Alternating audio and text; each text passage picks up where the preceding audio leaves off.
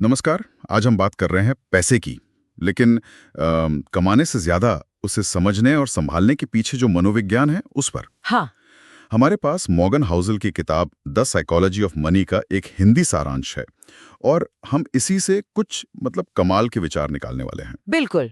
तो सबसे बड़ा सवाल शायद यही है कि पैसा बनाना ज्यादा मुश्किल है या फिर उसे सही तरीके से मैनेज करना। चलिए इसी गुत्थी को थोड़ा सुलझाते हैं आज। बिल्कुल, और ये जो स्रोत है ये साफ तौर पर कहता है कि पैसे के साथ हमारा रिश्ता कैसा है, हमारा बर्ताव, हमारी सोच, हमारे डर, उम्मीदें, ये सब मिलकर तय करते हैं कि हम आर्थिक रूप से कितने सफल होंगे। ये सिर्फ नंबर या मार्केट की जानकारी का खेल नहीं है। सही बात है। और पहली दिलचस्प बात जो मुझे लगी वो ये कि अमीर दिखना और असल में अमीर होना, ये तो बिल्कुल अलग चीज है। हाँ, बहुत बड़ा फर्क है। स्रोत कहता है कि महंगी कारें या घड़ियां खरीदना शायद अमीर होने का सबूत नहीं है। वो तो बस ये दिखाता है कि भाई आपके पास जो पैसा था उसमें से कितना कम हो गया। हाँ ये बहुत जरूरी नुक्ता उठाया आपने। सच्ची दौलत तो असल में वो पैसा है जो दिखता नहीं, मतलब वो पैसा जो खर्च नहीं किया गया, अच्छा। बल्कि समझदारी से कहीं लगाया गया है, निवेश किया गया है, ताकि वो भविष्य में और बढ़ सके। दिखावा तो क्या कहें, एक भ्रम जैसा है। हाँ, कुछ देर की तसल्ली देता होगा शायद। बिल्कुल। पर असली वित्तीय सुरक्षा तो अंदरूनी होती है, बाहरी नहीं। और ये जो असली दौलत बनाने की बात है, हम्म। ये मुझे लगता है सीधे जुड़ती है एक और अहम विचार से, धैर्य, पेशेंस। धैर्य। स्रोत में वॉरेन बफेट का उदाहरण दिया है कि उनकी दौलत का राज सिर्फ स्मार्ट निवेश नहीं, बल्कि उनका दशकों तक टिके रहना है। तो क्या मतलब, असली जादू समय का है। हाँ, काफी हद तक तो यही है, समय और धैर्य। यही वो दो चीजें हैं जो चक्रवृद्धि ब्याज कंपाउंडिंग को अपना काम करने देती हैं। कंपाउंडिंग मतलब पैसा पैसे को खींचता है, वो वाला कॉन्सेप्ट। हाँ, वही, जब आपका कमाया हुआ ब्याज या रिटर्न भी आगे कमाने लगे। ये कोई ऐसा नहीं कि बहुत मुश्किल चीज है समझने में, पर इसके लिए अनुशासन चाहिए। और लंबा इंतजार। हाँ, लंबा इंतजार करने की हिम्मत चाहिए। वो जो रातों रात अमीर बनने वाली सोच है ना, वो अक्सर महंगी पड़ती है। ये बात भी है। और एक और चीज जो स्रोत बताता है कि पैसे को लेकर हर किसी का नजरिया, उसका अनुभव कितना अलग होता है। बिल्कुल। कोई गरीब घर में पला बड़ा है, कोई अमीर में, किसी ने मंदी देखी है, किसी ने तेजी का दौर।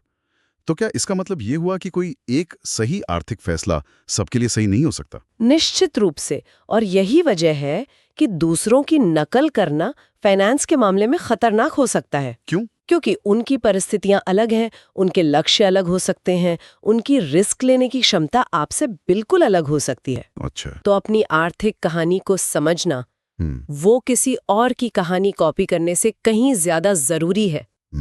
तो अगर सबकी कहानी अलग है, तो फिर असली आर्थिक लक्ष्य क्या होना चाहिए?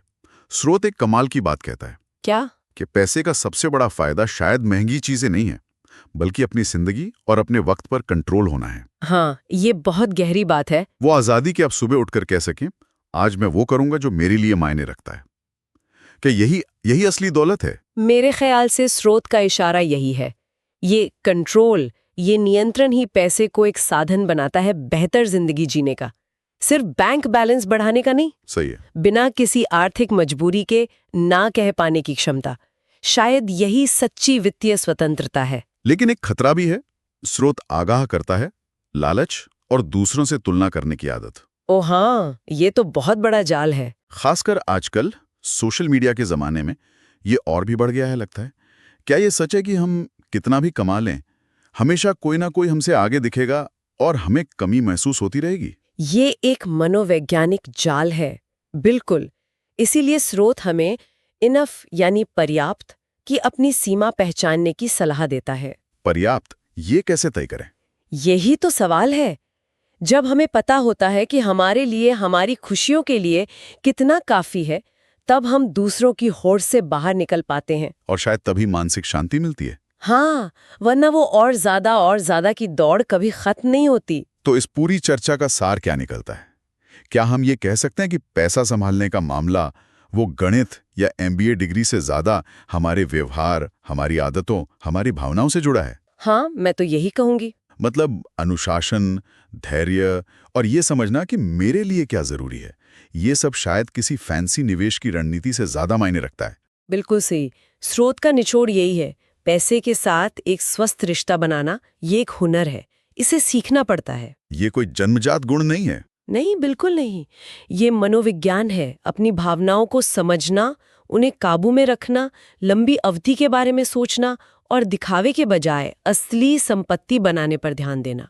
जब हम ये सीख जाते हैं, तब पैसा हमारे लिए काम करना शुरू करता है, न कि हम पैसे के गुलाम बन जाते हैं। तो ये साफ है, दौलत सिर्फ बैंक अकाउंट के नंबरों का खेल नहीं है। ये हमारी सोच, हमारी आदतों का नतीजा है। अमीर दिखना जरूरी नहीं, आर्थिक रूप से सुरक्षित और स्वतंत्र महसूस करना जरूरी है। बिल्कुल। और जाते जाते एक सवाल सोचने के लिए छोड़ जाते हैं सबके लिए। हाँ, स्रोत हमें पर्याप्त को पहचानने की बात कहता है। आज की दुनिया में जहां हर तरफ तुलना है, सोशल मीडिया का दबाव है, इस सब से हटकर अपने निजी मूल्यों के हिसाब से पर्याप्त का मतलब तय करना, ये हमारी आर्थिक यात्रा और शायद हमारी मानसिक